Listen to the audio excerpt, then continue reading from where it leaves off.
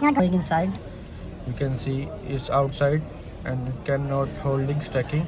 So today we will going to repair the screen and You can see what's inside the charging port. That's why it was not charging.